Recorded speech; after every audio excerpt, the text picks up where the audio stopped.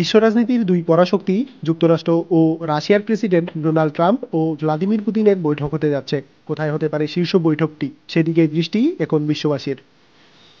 বিশ্ব রাজনীতির প্রেক্ষাপট বদলে দিতে পারে এ বৈঠক, বলছেন বিশ্লেষকরা।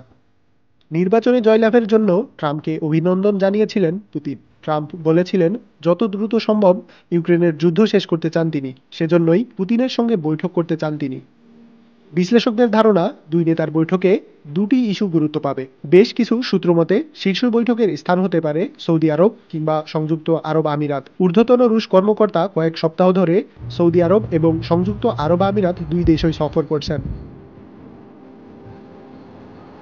তবে বৈঠকের ভেন্যু নির্ধারণ নিয়ে মস্কোর কয়েকজন কর্মকর্তা সন্তুষ্ট নন বলে জানা গেছে। তাদের মতে সৌদি আরব কিংবা সংযুক্ত আরব আমিরাতে নিরপেক্ষ কোনো ভেন্যু নেই।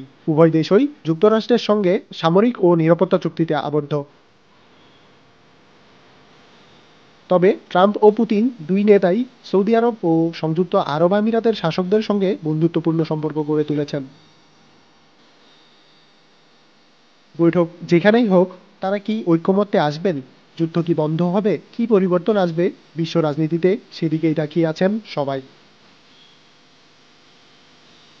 হাফিজুল ইসলাম, যুগের চিন্তা।